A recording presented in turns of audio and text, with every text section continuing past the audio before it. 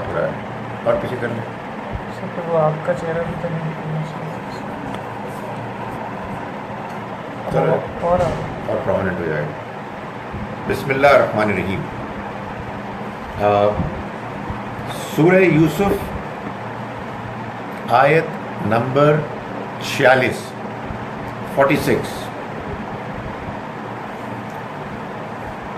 اعوذ باللہ من الشیطان الرجیم، بسم اللہ الرحمن الرحیم۔ یوسف ایھا الصدیق،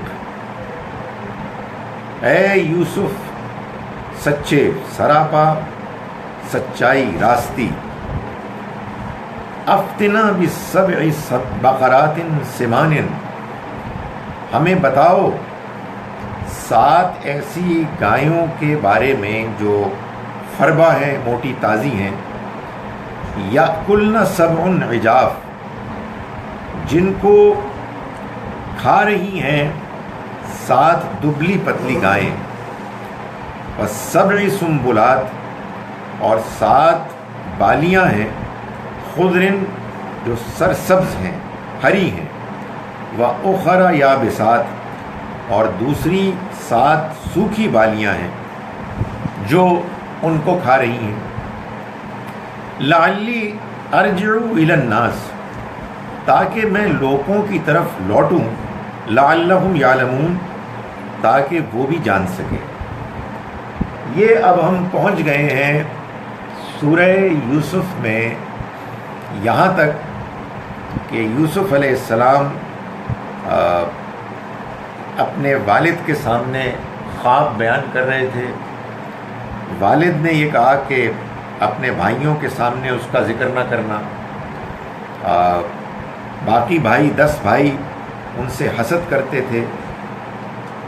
اس کے بعد کیا ہوا کہ انہوں نے سازش کی اور ان کو اندھیرے کنویں میں پھینک دیا۔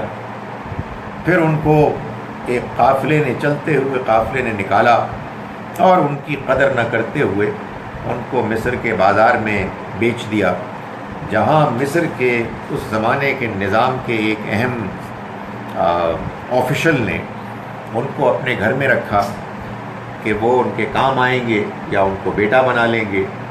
ان کی بیگم، ان کا کردار اچھا نہیں تھا، انہوں نے ان کو اپنی طرف مائل کرنے کی کوشش کی، مگر یوسف علیہ السلام نے اپنے کردار کی سلامتی اور اپنے شرافت سے اپنے آپ کو بچائے رکھا، جس کے بعد ان خاتون نے اپنے ارد گرد کے علاقے کی خواتین کو بلایا اور انہوں نے بھی وہی کام کرنے کی کوشش کی، لیکن یوسف علیہ السلام نے اپنے کردار پر، اس کی مضبوطی پر قائم رہتے ہوئے اپنے دامن کو بچائے رکھا۔ اس کے بعد لوگوں کو یہ خیال ہوا، معلوم ہوتا ہے ان خاتون کے گھر والوں کو، کہ یوسف کو قید خانے میں بھیج دیا جائے تو اسی میں سب کی بھلائی۔ چنانچہ وہ قید میں چلے گئے۔ جب وہ قید میں جاتے ہیں تو وہ دیکھتے ہیں کہ 2 نوجوان ہیں کہ جو ان سے اپنے اپنے خوابوں کی تعبیر پوچھ رہے ہیں۔ ان میں سے ایک کی تعبیر یہ تھی کہ وہ بچ جائیں گے اور بچ کے واپس اپنے بادشاہ کے پاس جائیں گے اور وہ ان کو شراب پلائیں گے اور یوں آزادی کے بعد دوبارہ اپنے کام میں لگ جائیں گے۔ یوسف علیہ السلام نے ان سے کہا تھا کہ وہ اپنے آقا سے، اپنے بادشاہ سے کہیں کہ ایک صاحب ہیں کہ جو قید خانے میں بغیر کسی جرم کے ڈال دیے گئے ہیں، وہ بھول گئے۔ پھر اس کے بعد کیا ہوا کہ بادشاہ کو خواب آیا اور اس خواب میں اس نے جو کچھ دیکھا اس نے اپنے درباریوں کے سامنے پیش کیا۔ درباریوں نے کہا کہ یہ تو ایسے ہی پریشان خواب ہے، اس کی تعبیر ہم نہیں کر سکتے۔ اس کے بعد ان صاحب نے کہ جو قید سے بچ کے آئے تھے، انہوں نے یہ کہا کہ میں جا کے آپ کو ایک صاحب سے مل کے اس خواب کی تعبیر بتاتا ہوں۔ ان کو یاد آ گیا کہ ان کو یوسف علیہ السلام نے یہ کہا تھا کہ تم جب آزاد ہو کے جاؤ تو اپنے آقا سے میرا ذکر کرنا۔ چنانچہ اب ان کو قید خانے کی طرف بھیجا گیا اور اب وہ یوسف علیہ السلام سے یہ خواب بیان کر رہے ہیں کہ اے یوسف، اے سراپا راستی شریف انسان، اے سچے انسان، تم بتاؤ ہم کو۔ تو یہ جملہ ہی بتا رہا ہے کہ انہوں نے قید میں ان کے ساتھ جو وقت گزارا، اس میں جو ان کو تجربہ ہوا، اس سے ان کو یہ بات اچھی طرح سے معلوم ہو گئی کہ یوسف علیہ السلام کردار کے کتنے پختہ اور کتنے اعلیٰ انسان تھے۔ اسی وجہ سے انہوں نے ان کو خطاب کیا تو کہا ایھا الصدیق، اے سچے کھرے انسان، راست باز انسان، افتنا بسبع بقرات۔ اس کے بعد انہوں نے وہ خواب بیان کیا کہ جیسے بادشاہ نے خواب دیکھا تھا۔ اس کے بیان کرنے کے بعد انہوں نے کہا کہ یہ آپ مجھے بتائیں، لعلی ارجع الی الناس، تاکہ میں لوٹ کر ان لوگوں کے پاس جاؤں، اور لعلہم یعلمون، اور وہ بھی جان لیں۔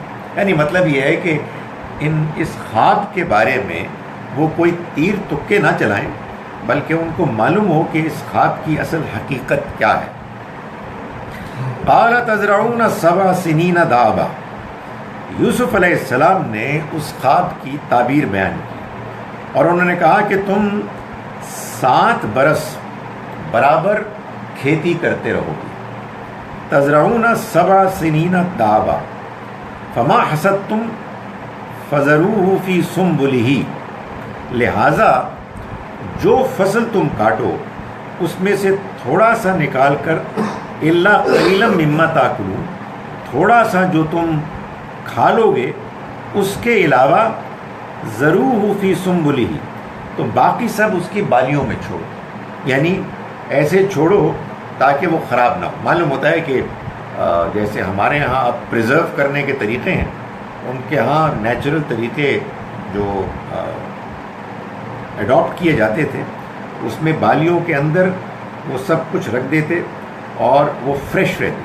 تو انہوں نے کہا کہ تم اسی طرح سے جو کچھ بھی تم دانے نکالو، تم فصل کاٹو، اس کو ان کی بالیوں ہی میں ڈال دو۔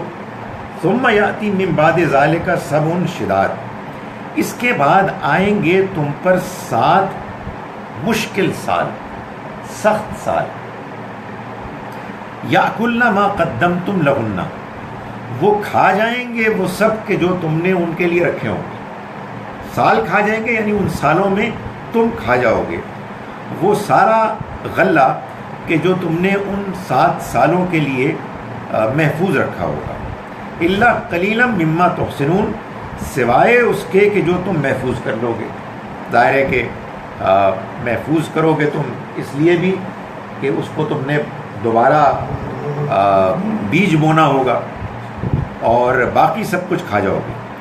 فرمایا کہ ثم یاتی من بعد ذلک عام، پھر اس کے بعد آئے گا 1 سال، فیہ یغاث الناس، جس میں کہ لوگوں کی فریاد سنی جائے گی، وفیہ یعصرون، اور جس میں وہ انگور نچوڑیں گے، یعنی ایک اچھا سال پھر آئے گا۔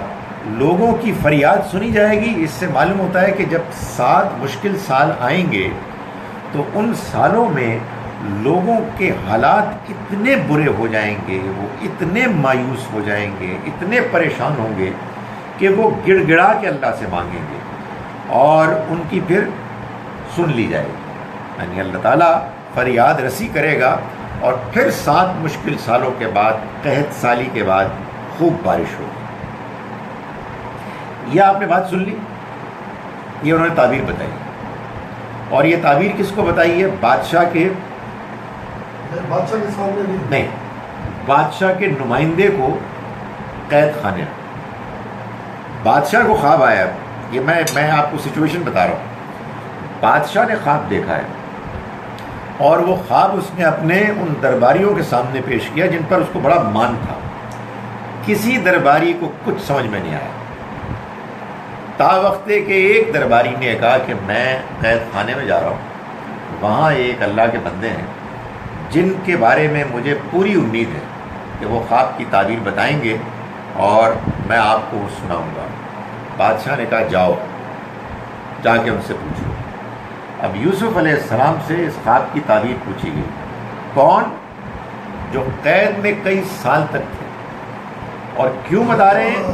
اس لیے کہ ملک کا بادشاہ جس کے ہاتھ میں سارے فیصلے ہیں، اس کو ایک ضرورت پیش آ گئی ہے، اور اس ضرورت کو یہ قید میں بغیر کسی قصور کے ایک شخص پڑا ہوا ہے اور وہ اس خواب کو بیان کر رہا ہے. یہ ان امیجنیبل ہے. یعنی میں جب بھی اس کو تصور کرتا ہوں میں پریشان ہو جاتا ہوں. میری طرح کا کوئی چھوٹا آدمی ہوتا تو یہ کہتا ہے کہ بادشاہ کو مجھے پہلے نکالو. کام بادشاہ کو مجھ سے پڑا ہے، میرا قصور بھی کوئی نہیں ہے، مجھے باہر نکالو گے تب جا کے میں بات بتاؤں گا. مائی گڈنس. یعنی انہوں نے جب خواب سنا تو بغیر کسی لالچ کے، بغیر کسی جھجک کے فوراً اس کا جواب بتایا، کوئی ڈیمانڈ بھی نہیں کی. دس از گریٹ، بریلینٹ. یعنی انسان بے غرض ہوتا ہے، پیغمبر اتنے بے غرض ہوتے ہیں کہ ان کو اس کی کوئی پرواہ نہیں ہے، کوئی لالچ نہیں ہے کہ ان کے اپنے کیا حالات ہیں. دوسرا آدمی آپ سے پوچھنے آیا ہے، آپ نے جواب دے دیا. یہ وہی بات ہے کہ جو مسیح علیہ السلام نے بھی فرمائی کہ دیکھو تم نے مفت پایا ہے، مفت تقسیم کرو. اور یہی بات ہے جو قرآن مجید میں نبی صلی اللہ علیہ وسلم کو کہی گئی کہ وَأَمَّا السَّائِلَ فَلَا تَنْهَرْ. پوچھنے والے کو مت جھڑکو. جو پوچھتا ہے تمہارے پاس اس کا جواب موجود ہے، تم نے اس کو بیان کرنا ہے. تو یہ غیر معمولی ایک رویہ اختیار کیا یوسف علیہ السلام نے. نہ انہوں نے یہ پوچھا کہ تم آخر کیوں بھول گئے تھے، نہ انہوں نے یہ کہا کہ بادشاہ ہوتا کون ہے مجھ سے پوچھنے والا، اس کی سلطنت میں میرے ساتھ زیادتی ہو رہی ہے. ان سے جو پوچھا گیا انہوں نے اس کا پورا جواب دیا. وقال الملک ائتونی بہ. کہا بادشاہ نے کہ تم لے آؤ ان کو میرے پاس. ظاہر ہے کہ اس میں باقی سٹوری کا حصہ اومٹ کر دیا گیا کہ بادشاہ کے پاس گیا وہ شخص، اس نے جا کے ان کو خواب کی وہ تعبیر بتائی کہ جو انہوں نے حضرت یوسف سے سنی تھی. تو جب انہوں نے یعنی بادشاہ نے یہ بات سنی تو اس نے کہا کہ تم ان کو میرے پاس لے آؤ. فلما جاءہ الرسول. پھر جب آئے ان کے پاس یعنی یوسف کے پاس قاصد، پیغام لانے والے. یہ رسول کا لٹری لٹرل جو مطلب ہے وہ یہی ہے. جیسے آپ نے دیکھا نا سورہ مبارکہ میں، یہ سورہ مبارکہ اس لحاظ سے الفاظ کی انڈرسٹینڈنگ میں بھی ایک ہیلپ کرتی ہے. رب کا مطلب بھی ہم نے دیکھا کہ اللہ کے لیے بھی استعمال ہوتا ہے اور آقا کے لیے بھی استعمال ہوتا ہے. اور رسول بھی یہ ظاہر ہے کہ ایک اصطلاح کے طور پر ان پیغمبروں کے لیے استعمال ہوتی ہے یہ اصطلاح کہ جو اللہ کا پیغام لے کے آتے اور پھر ان کی قوم اگر ان کا انکار کرتی تو ان کے اوپر عذاب آتا. لیکن یہاں یہ محض ایک قاصد کے لیے، پیغام لانے والے کے لیے. فلما جاءہ الرسول. پھر جب ان کے پاس آ گئے قاصد یعنی پیغام لانے والے، یعنی ان کو لینے کے لیے. قال ارجع الی ربک. تو یوسف علیہ السلام نے فرمایا کہ تم لوٹ جاؤ اپنے آقا کی طرف. فاسألہ ما بال النسوۃ اللاتی قطعن ایدیہن. اور پوچھو کہ ان عورتوں کا کیا معاملہ ہے جنہوں نے اپنے ہاتھ کاٹ دیے. یعنی بجائے اس کے کہ بادشاہ کی طرف سے ان کو یہ پیغام آیا کہ وہ اب جائیں. ظاہر ہے کہ ایک عام آدمی ہوتا ہماری طرح کا کہتا بادشاہ بلا رہا ہے، کمال ہو گیا، اللہ تعالیٰ کی طرف سے مجھے رہائی مل گئی ہے. لیکن انہوں نے کہا کہ نہیں، میں ایسے نہیں جاؤں. پہلے یہ معلوم ہونا چاہیے کہ وہ خواتین کے جنہوں نے اپنے ہاتھ کاٹے تھے ان کا معاملہ کیا تھا. ان ربی بکیدہن علیم. میرا رب ان کے قید، ان کے فریب سے خوب واقف ہے. اس سے وہ بات معلوم ہوئی کہ اصل میں وہ انگلیاں کاٹنے کا معاملہ ایک فریب تھا، ایک ڈرامہ تھا جو انہوں نے رچایا تھا ان کو برائی کی طرف مائل کرنے کے لیے. تو اسی کو یوسف علیہ السلام نے پیغام میں بیان کر کے بھیجا کہ مجھے پہلے یہ معلوم ہو کہ ان کا کیا معاملہ ہوا. یعنی میں اپنے کردار پر ایک دھبا لے کے باہر نہیں نکلوں گا. میں اگر باہر نکلا تو اس کا مطلب یہ ہوگا کہ میں نے بھی کچھ کیا ہے, جرم کیا ہے, گڑبڑ کی ہے, اور میں کمپرومائز کر کے باہر نکلا. تو میں اس وقت تک نہیں نکلوں گا جب تک کہ یہ بات واضح نہیں ہوتی کہ ان کا کیا ہوا جنہوں نے کہ یہ فریب کیا تھا, جنہوں نے اپنے انگلیاں کاٹی, ہاتھ کاٹے تھے. اللہ ان کے, میرا رب ان کے فریب سے پوری طرح واقف ہے. جب ظاہر ہے کہ یہ پیغام بادشاہ کو پہنچا تو بادشاہ نے انویسٹیگیشن کی اور اس نے معلوم کروایا. قال ما خطبکن, معلوم ہوتا ہے کہ اس نے ان عورتوں کو بلایا اور یہ پوچھا کہ کیا معاملہ ہے تمہارا. اذ راوتن یوسف عن نفسہ, کیا ہوا جب تم نے یوسف کو پھسلانے کی کوشش کی. قلنا حاشا للہ, انہوں نے کہا کہ حاشا للہ. یہ اس موقع پر یہ جملہ بولا جاتا ہے کہ جب کسی کی صفائی میں ایک بڑے واضح ایک اسٹیٹمنٹ دینی مقصود ہو, کسی کو بری و ذمہ قرار دینا مقصود ہو, کہ سب نے یہ بات کہی کہ حاشا للہ ما علمنا علیہ من سوء, ہم نے ان میں کوئی برائی نہیں دیکھی. یعنی وہ ہر برائی سے, ہر الزام سے پاک ہے. قالت امراۃ العزیز, کہا عزیز کی بیوی نے, الآن حس الحق, اب تو حق کھل گیا. یعنی اب تو صورتحال یہ ہے کہ سب کچھ واضح ہو گیا. انا راودتہ عن نفسی, میں نے اس کو پھسلانے کی کوشش کی تھی. وَإِنَّهُ لَمِنَ الصَّادِقِينَ, اور اس میں کوئی شک نہیں ہے کہ وہ بالکل سچا ہے. یعنی معلوم یہ ہوتا ہے کہ وہ موقع آ گیا کہ جس موقع پر یوسف علیہ السلام کی سچائی بالکل نمایاں ہو کے سامنے آ گئی, اور وہ جو ایک فریب کیا گیا تھا وہ فریب کھل گیا, ایکسپوز ہو گیا. ذَلِكَ لِيَعْلَمَ أَنِّي لَمْ أَخُنُّهُ بِالْغَيْبِ, اس موقع پر یوسف علیہ السلام نے فرمایا. کہاں فرمایا؟ شاید قید خانے نہیں فرمایا, ابھی وہ باہر نہیں نکلے تھے, کہ یہ میں نے سب اس لیے کیا کہ لِيَعْلَمَ أَنِّي لَمْ أَخُنْهُ بِالْغَيْبِ, کہ وہ جان لے کہ میں نے خیانت نہیں کی تھی اس کے پیچھے.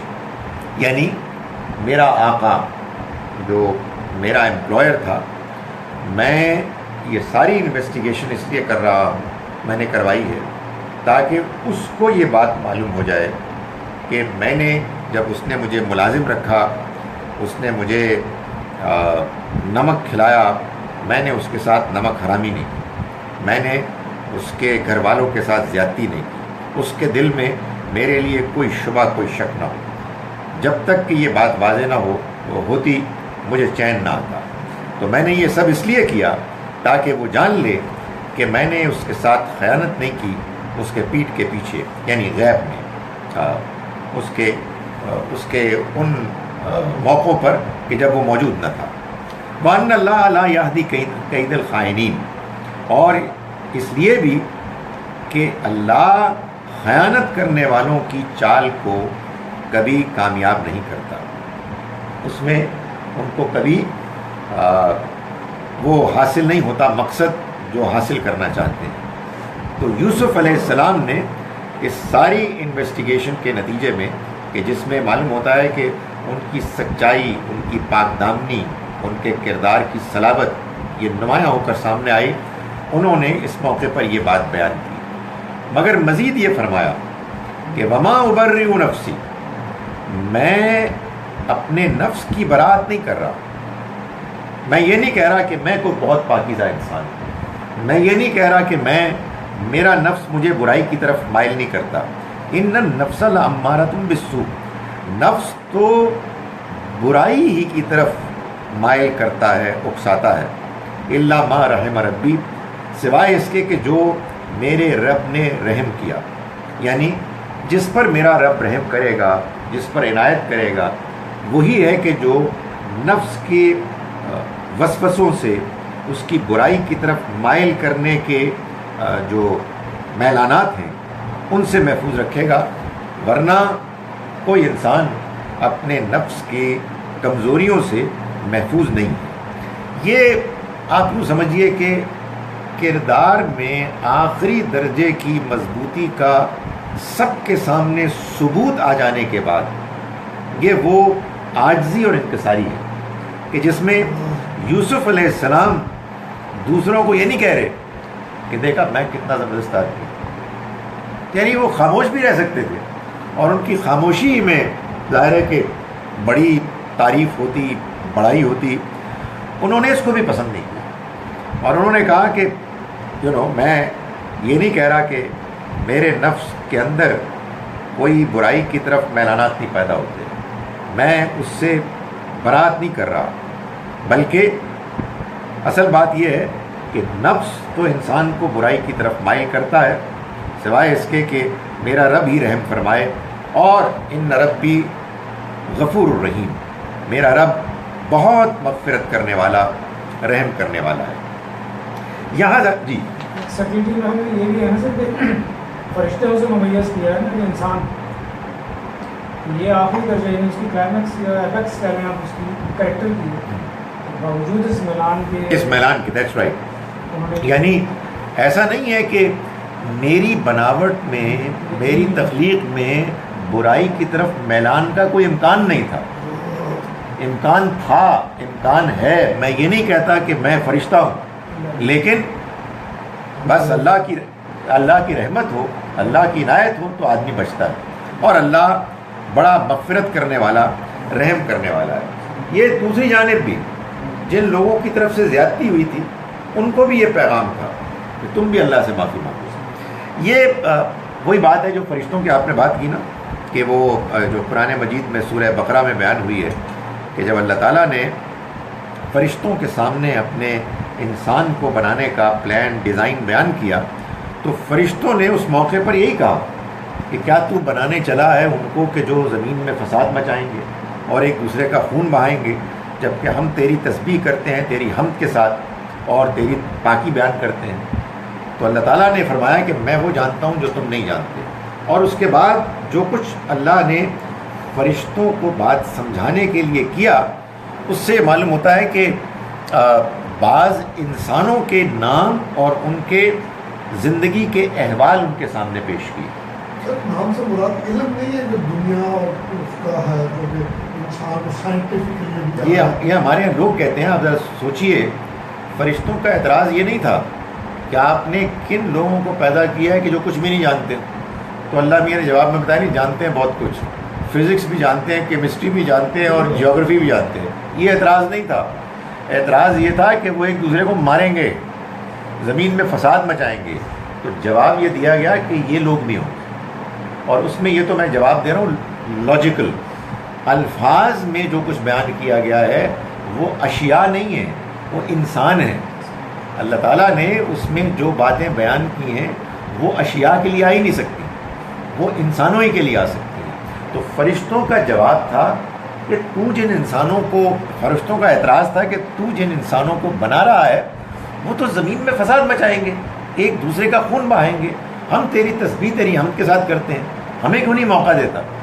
تو اللہ تعالیٰ نے جواب میں کہا کہ ہاں یہ ہوگا، لیکن اس کے ساتھ ساتھ یہ بھی ہوگا، یعنی جہاں ابو جہل پیدا ہوں گے، ابو لہب پیدا ہوں گے، فرعون پیدا ہوں گے، وہاں عیسیٰ، موسیٰ، محمد علیہ السلام بھی پیدا ہوں گے۔ یہ اصل میں اللہ تعالیٰ نے بتایا کہ یہ برائی کا امکان ہوگا جس کی وجہ سے تم یہ خیال کر رہے ہو کہ وہ برائی کریں گے، لیکن اسی برائی کے امکان کے باوجود وہ لوگ بھی ہوں گے جو نہیں کریں گے کوئی بات، جس سے انسان کی عظمت سامنے آتی ہے۔ عظمت یہ نہیں ہے کہ بندہ پیدائشی طور پر اتنا نیک ہے کہ برائی کر ہی نہیں سکتا، محمود ہے ان کو شیطان بھی اگر وسوسہ ڈالتا ہے تو نماز کا ڈالتا ہے، نہیں ایسا نہیں ہوگا۔ انسان کے اندر کمزوریاں ہیں، انسان کی کمزوریوں کو ایکسپلائٹ کرے گا شیطان، انسان کا نفس بھی اس کو برائی کی طرف مائل کرے گا، لیکن وہ لوگ کہ جو اللہ کی رحمت، اس کی عنایت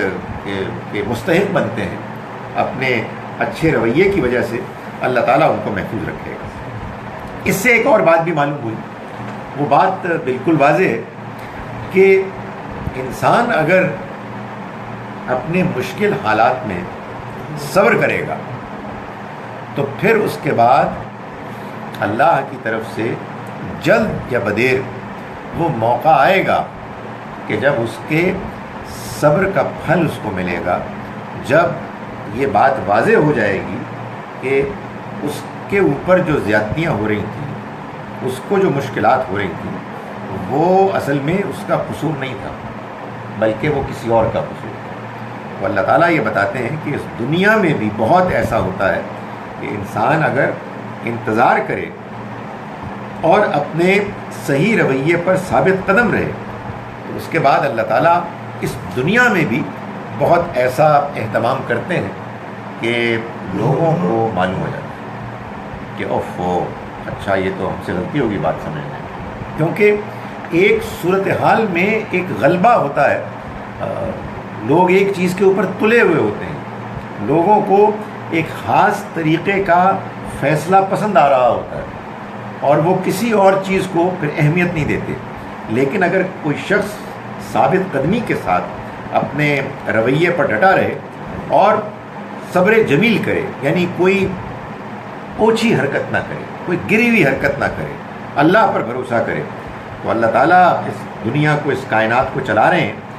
وہ ایسے بندوں کے معاملے میں پھر حالات کو ایسے بدلتے ہیں کہ لوگوں کو معلوم ہو جاتا ہے کہ یہ سچے تھے اور انہوں نے کوئی جرم نہیں کیا۔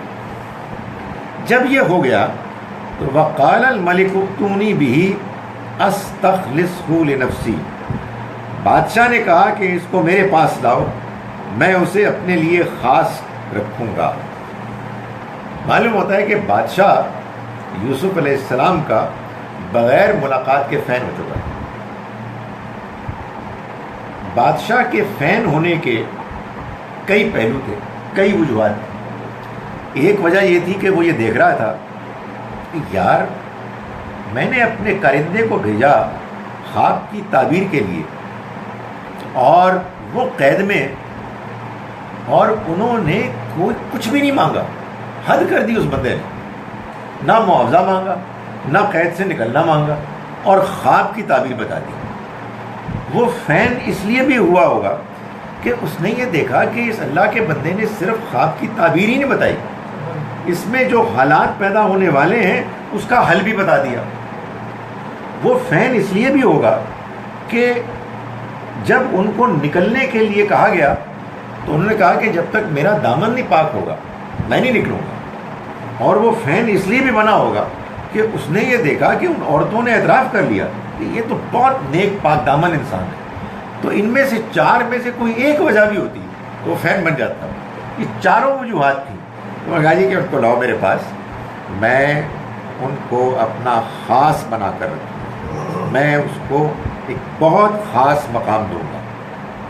فلما کلمہ، پھر جب اس نے ان سے بات کی، کلام کیا، ظاہر ہے وہ ایک ملاقات ہوئی ہوگی، اس میں بہت سی چیزیں زیر بحث آئی ہوں گی، انہوں نے بادشاہ سلامت نے اپنی عقیدت کا اظہار کیا ہوگا اور یوسف علیہ السلام نے اپنی شرافت، اپنی پاک دامنی اور اپنی انٹیلیجنس سب کا مظاہرہ کیا ہوگا۔ تو اس کے بعد بادشاہ نے کہا کہ انک الیوم لدینا مکین امین، تم آج کے دن ہمارے مکین ہو، اور ایسے مکین یعنی اقتدار والے، تمہیں اقتدار مل گیا ہے، اور امین ہو وہ تم پر جس پر کہ بھروسہ کیا جائے گا، امانت دار ہو۔ معلوم یہ ہوتا ہے قرآن کے ان الفاظ سے بھی اور بائبل سے بھی کہ بادشاہ نے کہا جی کہ اب آپ اقتدار سنبھالیں، میں تو ایک ٹوکن کے طور پر ہوں گا بادشاہ، جیسے کوئین ہوتی ہے نا، جیسے ہمارے صدر ہوتے ہیں، آپ پرائم منسٹر، آپ کے ہاتھ میں سب کچھ، یعنی وہ اتنا زیادہ متاثر ہو گیا۔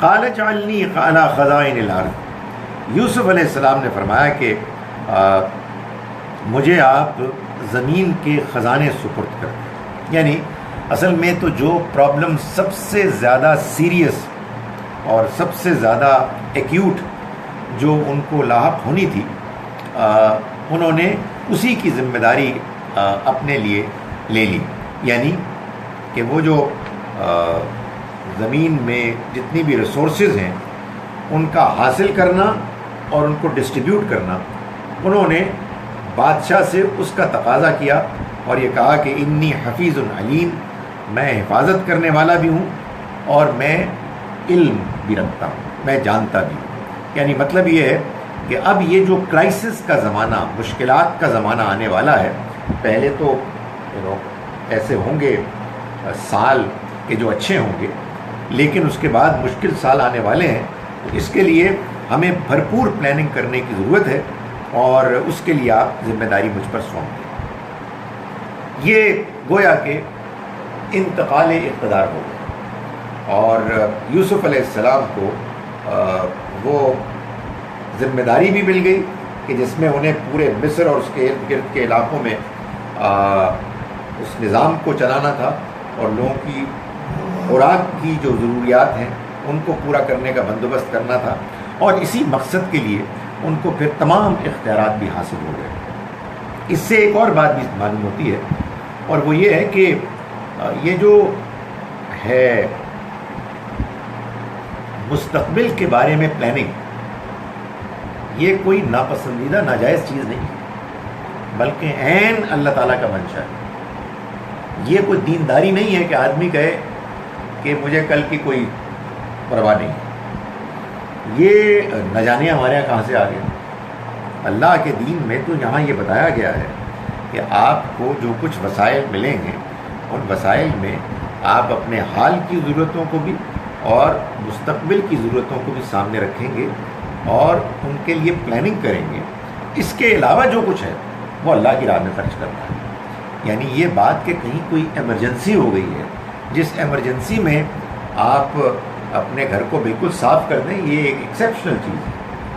عام معمول کی بات یہ ہے کہ آپ نے جو کچھ آپ کو وسائل ملے ہیں ان وسائل میں آپ نے ایسی پلاننگ کرنی ہے کہ جس میں آپ اپنے گھر والوں کی ضرورتیں آج کی بھی اور کل کی بھی ان کے بارے میں پلاننگ کریں، اور ظاہر ہے کہ اگر آپ کے ذمے زیادہ لوگوں کی ذمہ داری ہے تو آپ اس کے مطابق پلاننگ کریں۔ چنانچہ یہ پلاننگ، یہ بجٹنگ، یہ وسائل کا استعمال کرنے کا جو ایک سوچ سمجھ کر ایک طریقہ اختیار کرنا، یہ بے دینی نہیں ہے، یہ توکل کے خلاف نہیں ہے، بلکہ اللہ تعالیٰ کے بتائے ہوئے طریقے کے عین مطابق ہے۔ ورنہ آخر کیوں وہ اپنے پیغمبر کی ایک ایسی کہانی داستان بیان کرتا جس میں اس کا خاص طور پر ذکر کرتا کہ انہوں نے اس کا اہتمام کیا۔ دنیا کی زندگی ایک آزمائش، ایک امتحان ہے۔ اس میں اللہ تعالیٰ نے ہم کو وسائل دیے ہیں، جو وسائل بڑھتے بھی ہیں کم بھی ہوتے ہیں۔ اس میں ظاہر ہے کہ اس کے بارے میں ایک معقولیت کے ساتھ، سمجھداری کے ساتھ پلاننگ، میں یہ گزارش کر رہا ہوں کہ اس کا کوئی تعلق اس چیز سے نہیں ہے کہ آدمی کا اللہ پر بھروسہ نہیں ہے یا انسان دین سے دور ہو گیا ہے، بے دینی کو اختیار کیے ہوئے ہے۔ وہی نبی صلی اللہ علیہ وسلم کا مشہور ارشاد کہ اعقلھا ثم توکل، پہلے تم اپنے اونٹ کو باندھو پھر اللہ پہ بھروسہ کرو۔ سنا ہے نا آپ نے کہ ایک صاحب آئے مسجد میں تو حضور نے پوچھا کہ وہ تمہارا اونٹ کہاں ہے؟ تو ان کا جی میں نے اللہ کے بھروسے پر چھوڑ دیا ہے۔ تو حضور نے فرمایا کہ اعقلھا، پہلے تم اس کو باندھو ثم توکل، پھر اللہ پہ بھروسہ کرو۔ یہ کیا بات ہے؟ تو اپنے طور پر بالکل غیر ذمہ دارانہ رویہ اختیار کر رہے ہو، اور بعد میں تمہیں نقصان ہو تو الزام تم اللہ میاں پہ لگاؤ کہ میں نے تو اللہ پہ بھروسہ کیا تھا۔ بہت خرابی ہے، بہت خرابی ہے یہ، نہ جانے کہاں سے۔ اصل میں ہمارے ہاں مذہبی تصورات بعض اوقات بعض ایسے گوشوں سے آتے ہیں کہ جو ہمارا دین نہیں ہے۔ کسی ایک الگ سے پوری دنیا میں کچھ ایسے لوگوں کا مذہبی رویہ چلا آ رہا ہے جو دنیا کو چھوڑے ہوئے، جنہوں نے کہ رحمانیت اختیار کی ہے۔ مسٹسزم میں وہ کوئی مونکس بھی ہوتے ہیں اور بھی سادھو قسم کے لوگ ہوتے ہیں، ان کے یہاں بڑی بڑی مشہور باتیں ہوتی ہیں، یہ تو اللہ کا بندہ ایسا ہے کہ یہ تو بس نہ صبح کے کھانے کی اس کو پرواہ ہوتی ہے نہ شام کے کھانے کی ہوتی ہے، اور لوگ کہتے ہیں پہنچا ہوا ہے، یہی اصل بندہ ہے، اسی کے پاس جانا چاہیے۔ تو نہیں ہے سورہ زاریات کی جو آیت ہے یہی میرا میں اس کو ساری ریلائنس دیتی ہوں وما خلقت الجن والانس الا ليعبدون. ہاں ہاں یعبدون کا مطلب اگر واقعی اب دیکھا جائے نا سر جتنے آپ نے مجھے بیان کیے ہیں میرا بار بار دھیان سے آیا کہ کیا ہے کہ میں نے نہیں پیدا کیا. مینیفیسٹیشن ہے الا ليعبدون. ہاں کہ آپ اس کی عبادت اس کی اطاعت اس کے توکل کے تحت رہ کے یہ سب کچھ کریں. یہ سب کچھ کریں. اور یہی بات صحیح بات ہے. یعنی اللہ کی عبادت سے مراد یہ ہے کہ اللہ کا بندہ بن کے رہنا. اور اللہ کا بندہ بن کے رہنا جہاں نماز ہے رکوع ہے سجود ہے وہاں یہ بھی ہے کہ آپ اللہ کے دیے ہوئے اسباب و وسائل کو اس کی شکر گزاری کے جذبے کے تحت استعمال کریں اور اس کو عقل کے ساتھ اس کے بارے میں پلاننگ کریں بندوبست کریں. تو یہ سب کا سب دین کے مطابق ہے. تو یہ انہوں نے بادشاہ سلامت کو کہہ دیا اور انہوں نے ان کو وہ تمام خزانے ان کے حوالے کر دیے. بائبل کی اگر تفصیل میں جائیں تو معلوم ہوتا ہے کہ باقاعدہ اس نے وہ جو بادشاہت کی سیل ہے اور جو اس کے ٹوکن جو بھی سمبلز ہیں ان کے حوالے کر. ان کا جی آپ جہاں جائیں گے آپ کے پیچھے آپ کے ساتھ ساتھ اقتدار ہوگا. میں تو بس ایک محض ظاہری طور پر ایک اس ملک کا سربراہ ہوں گا. سب سے اختیارات آپ کے پاس ہوں. تو بائبل کی جو اسٹوری ہے بائبل میں اور قرآن مجید میں اس میں جو فرق آپ کی باتوں سے جو میں نے یہی لگ رہا ہے کہ اس میں اللہ سبحانہ تعالیٰ نے صرف وہ چیزیں بیان کی ہیں جن کی ضرورت تھی جبکہ بائبل میں تھوڑا دائیں بائیں کی تفصیلات بھی ہیں بعض غلطیاں بھی ہیں. جیسے مثال کے طور پر بائبل میں جو بادشاہ ہے جو اس کا آقا ہے اس کو فرعون کہا گیا. یہ بات معلوم ہوتی ہے کہ یہ ایک مسٹیک ہے.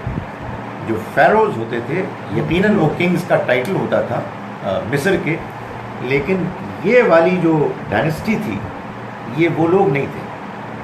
یہ الگ آئے تھے مشرق سے, بلکہ یہیں عرب کے ارد گرد کے علاقے سے.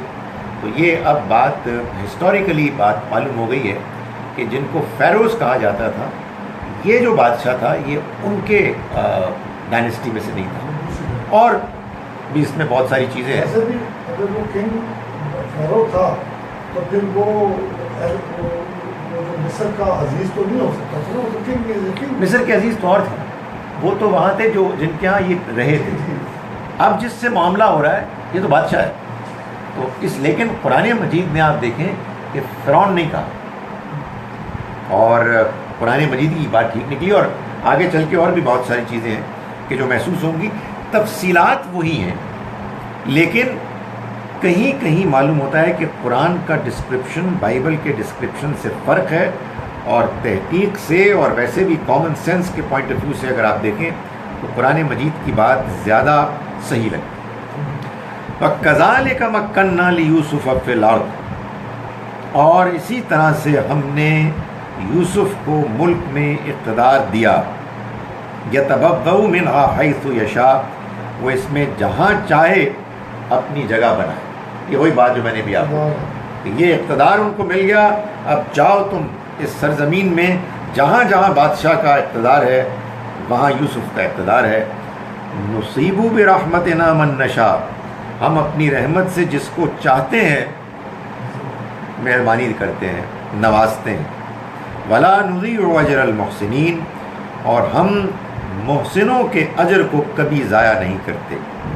ان کے اجر کو کہ جو بہترین رویہ اختیار کرنے والے ہیں. یعنی آپ اگر غور کریں تو یوسف علیہ السلام پہلے کنویں میں گرے, اس کے بعد ان کو مصر کے بازار میں چند کوڑیوں کے عوض بیچا گیا, پھر ان کو خراب کرنے کی کوشش کی گئی, پھر ان کو قید خانے میں ڈالا گیا. یہ سب حالات انہوں نے دیکھے. لیکن اس کے بعد وہ دن بھی آیا کہ جب اللہ نے ان کو زمین میں اقتدار بخشا اور ان کو یہ موقع مل گیا کہ وہ جہاں چاہیں اپنا ٹھکانہ بنائیں. وہ بے تاج بادشاہ بن گئے اس سارے علاقے کا کے. اور اللہ تعالیٰ فرماتا ہے کہ ہم اپنی رحمت سے جس کو چاہتے ہیں نوازتے ہیں. ولا نضيع اجر المحسنین, اور ہم بہترین رویہ اختیار کرنے والوں کے اجر کو کبھی ضائع نہیں کرتے. تو معلوم یہ ہوا کہ انسان کو جس چیز کے لیے کوشش کرنی چاہیے وہ یہ ہے کہ وہ اپنے رویے کو بہتر سے بہتر کرے. یہ وہ چیز ہے کہ جو بالآخر کاؤنٹ کرتی ہے. اسی کے نتیجے میں اللہ تعالیٰ کے ہاں انسان کے حق میں فیصلے ہوتے ہیں.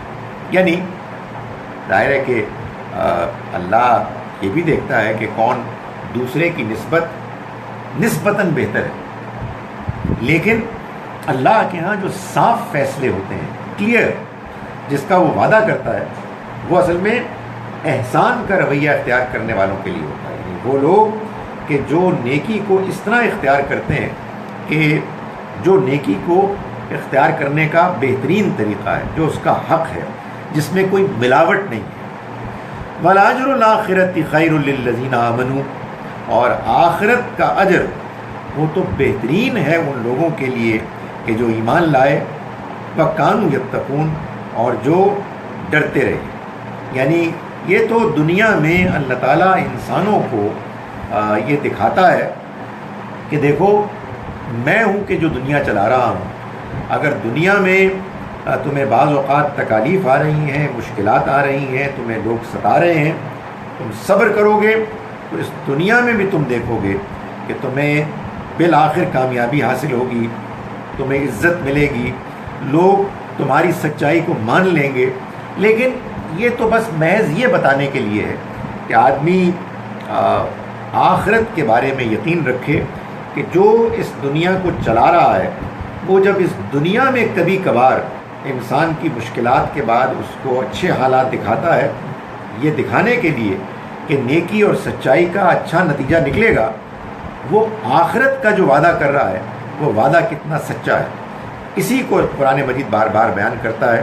یہاں بھی بیان کیا کہ وَلَأَجْرُ الْآخِرَةِ خَيْرٌ لِّلَّذِينَ آمَنُوا، اور آخرت کا اجر وہ بہترین ہے ان لوگوں کے لیے کہ جو ایمان لائے، وَكَانُوا يَتَّقُونَ، اور جو ڈرتے رہے. یعنی برابر وہ اللہ کی موجودگی کے احساس کے تحت اپنی زندگی گزارتے رہے. اب جناب وہ جو میں کہتا ہوں نا کہ جب آپ ایک سٹوری سنتے ہیں تو مختلف سینز ہوتے ہیں. معلوم یہ ہوتا ہے کہ اب جو اگلا سین آ رہا ہے اس میں کم سے کم 7 سال تو گزر گئے، کیونکہ خواب میں 7 سالوں کے بارے میں تو یہ بتایا گیا تھا کہ بڑی اچھی فصل ہوگی، آپ فصل کاٹیں گے، اس کا ایک حصہ کھائیں گے، بقیہ حصہ بچا کے رکھیں گے ان مشکل سالوں کے لیے کہ جن سالوں میں پھر قحط سالی ہوگی، فصل نہیں آئے گی، تو پھر جو آپ نے بچا کے رکھا ہوگا ان بالیوں میں وہ استعمال کیا جائے گا. تو وہ جو سٹور کیا ہوا غلہ ہے وہ اب معلوم ہوتا ہے کہ کام آئے گا. اس میں یہ بات بھی معلوم ہوتی ہے کہ مصر کے جو لوگ تھے ان کو یوسف علیہ السلام نے جس طرح کی پلاننگ کی اس کے مطابق یہ اعلان کر دیا گیا کہ اب چونکہ حالات تنگ ہو گئے ہیں، کسان دیکھ رہے ہیں کہ ان کی کھیتیوں میں بارش نہ ہونے کی وجہ سے کچھ بھی نہیں اگ رہا ہے، ان کے غلے ختم ہو گئے ہیں، تو اب انہوں نے وہ سسٹم رائج کر دیا جس کو ہمارے ہاں راشن کا سسٹم کہتے ہیں. تو راشن کارڈ جو ہے نا وہ جاری ہو گئے. اور معلوم یہ ہوتا ہے کہ یہ ریشننگ جو ہے یہ ان کے اپنے علاقے، اس زمانے میں وہ ملک تو نہیں ہوتے تھے نا کہ پاکستان کی یہ سرحد ہے اور اس کے بعد ادھر افغانستان ہے اور ادھر انڈیا ہے. بھائی علاقہ معلوم ہے کہ یہ اس بادشاہ کا علاقہ ہے موٹا موٹا، لیکن اس کے ساتھ ہی لگے ہوئے اور بھی علاقے ہیں. تو معلوم یہ ہوتا ہے کہ یہ کنعان، یہ فلسطین، ان کو بھی یہ کنسیشن مل گیا کہ آپ لوگ بھی اگر آ کے غلہ لے لیں تو ہم دینے کے لیے تیار ہیں. ایک ایسی پالیسی مرتب کی یوسف علیہ السلام نے کہ جس پالیسی کے تحت پھر ایک بڑے وسیع و عریض علاقے میں جو لوگ رہتے تھے، جو بھی اس قحط سالی سے متاثر ہوئے، ان کے بارے میں یہ اعلان ہو گیا کہ اگر وہ آئیں گے اپنے گھر والوں کی تعداد بیان کریں گے اور اس کا ثبوت دیں گے، نادرا سے سرٹیفکیٹ لے کے آئیں گے تو ان کو راشن مل جائے گا. تو یہ معلوم ہوتا ہے کہ پوری پالیسی تھی کہ جس کا اعلان ہو گیا. 7 سال گزر گئے، خشک سالی شروع ہو گئی. وجاء اخوۃ یوسف، اس کے بعد یوسف کے بھائی آئے. کیا بات ہے، یعنی ظاہر ہے وہ رہتے تھے وہاں، وہ بھی انہی حالات سے متاثر ہوئے. بھائی خشک سالی پیدا کرنا یہ بھی اللہ ہی کا کام ہے. اللہ تعالیٰ نہ جانے کیا معاملات کن کن مصلحتوں کے تحت کرتا ہے. اس نے یوسف کے بھائیوں کو یوسف کے پاس لانا تھا، اس نے قید سالی کر دی. میں یہ نہیں کہہ رہا کہ صرف یہی مقصد تھا، نہ جانے اور کیا کیا مقاصد ہوں گے، لیکن بہرحال 7 سال گزرنے کے بعد جب قید کا زمانہ آیا تو جاء اخوۃ یوسف، یوسف کے بھائی آئے. فدخلوا علیہ، اور وہ اس کے ہاں حاضر ہوئے. حاضر ہوئے اس لیے کہ ظاہر ہے وہی تو تھے باس. معلوم ہوتا ہے کہ ایک پالیسی بنا دی گئی تھی کہ جو آئیں گے ان کی اسکروٹنی ہوگی، ان کے بارے میں فیصلہ ہوگا کہ ان کو غلہ ملنا ہے کہ نہیں ملنا. اور یہ بھی معلوم ہوتا ہے کہ اس کا بھی امکان تھا کہ بھائی جو ہمارے طے شدہ مصری ہیں وہ تو as a matter of right لیں گے، باہر کے لوگوں کو ڈیپینڈ کرتا ہے. یوسف اجازت دیں گے تو ملے گا، نہیں دیں گے تو نہیں ملے گا. اس لیے کہ یہ تو ان کا پریروگیٹو تھا. ہاں تو ان کی ساری تھی اپنی، سارا اختیار تھا. تو آئے یوسف کے پاس، آئے اللہ کی تھی، بالکل کوئی شک نہیں. وجاء اخوۃ یوسف، تو اس کے بعد یوسف کے بھائی آئے. فدخلوا علیہ، پھر وہ ان کے پاس بھی حاضر ہوئے. فعرفہم، انہوں نے ان کو پہچان لیا. وہم لہ منکرون، لیکن انہوں نے ان کو نہیں پہچانا. ظاہر ہے وہ کیسے پہچانتے؟ ان کا تو وہی خیال تھا کہ ہم نے یوسف کو کنویں میں پھینک دیا، ختم ہو گئے ہوں گے. وہ کیسے سمجھ سکتے تھے کہ جن کے پاس ہم درخواست لے کر آئے ہیں کہ ہمیں بھی غلہ دے دو، یہ وہی یوسف ہے کہ جس کو ہم نے اس یقین کے ساتھ اپنے آنکھوں سے دور کر دیا تھا کہ اب وہ کبھی واپس نہیں آئے. وَلَمَّا جَهَّزَهُم بِجَهَازِهِمْ، جب اس نے ان کا سامان تیار کرایا. معلوم ہوتا ہے کہ وہ آئے، انہوں نے اپنے گھر کے افراد کی تفصیلات بتائیں. یوسف علیہ السلام نے اپروو کیا، اوکے، اور یہ کہا اپنے کارندوں سے کہ یہ جو ان کے اونٹ ہیں ان میں ان کا غلہ ان کے ساتھ کر دو. قال ائتونی بأخ لکم، تو انہوں نے کہا کہ تم اب جب آؤ گے تو تم اپنے بھائی کو من ابیکم، جو تمہارے والد سے ہیں یعنی سوتیلے بھائی بنیامین، ان کو بھی لے کے آنا. ظاہر ہے کہ یہ انہوں نے اس لیے بھی کہا، وہ تو خیر جانتے ہی تھے یوسف علیہ السلام ان کے تو اپنے سگے بھائی تھے، لیکن گفتگو میں سارا جو انہوں نے انٹرویو لیا ہوگا اس میں یہ بات سامنے آ گئی کہ ان کے 10 بھائی آئے ہیں، 11واں نہیں آیا. تو یوسف علیہ السلام نے جب ان کا سامان رکھوایا، لدوایا، تو انہوں نے کہا کہ دیکھو اگلی مرتبہ آؤ تو ائتونی بأخ لکم، تم لانا اپنے اس بھائی کو بھی من ابیکم، جو تمہارے والد میں سے ہیں، تمہارے سوتیلے بھائی. الا ترون انی اوفی الکیل، دیکھتے نہیں ہو کہ میں غلہ پورے پیمانے سے دیتا ہوں. وانا خیر المنزلین، اور یہ کہ میں میزبانی بھی اچھی کرتا ہوں. یعنی میں نے تمہارے معاملے میں تمہاری زبان پر بھروسہ کر کے جتنے افراد تم نے کہے تھے میں نے وہ تمہیں پورے بھر کے دے دیے، اور تم آئے ہو، میں نے کسی کے ساتھ زیادتی بھی نہیں ہونے دی. اس لیے تم جاؤ اور جا کے تم اپنے والد سے کہو کہ آپ کا بیٹا بالکل سیف ہوگا، وہ بڑے اچھے لوگ ہیں، وہ دیکھ بھال کرتے ہیں. لیکن یہ نہیں ہوگا کہ اب ہر سال ایسا ہی ہوگا کہ بھائی نہ بھی آئے تو محض ہمارے کہنے پر ہم کو غلہ مل جائے گا. تو نہیں، یہ نہیں ہوگا.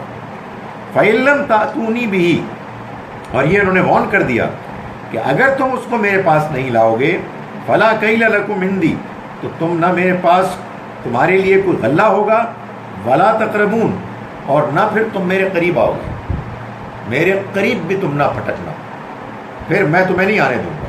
اس لیے کہ ظاہر ہے کہ ان کو یہ بتایا گیا کہ یہ میں تم کو جو کچھ دے رہا ہوں یہ میں اپنے اصول قانون کے مطابق دے رہا ہوں، لیکن یہ اس مرتبہ دے دیا ہے.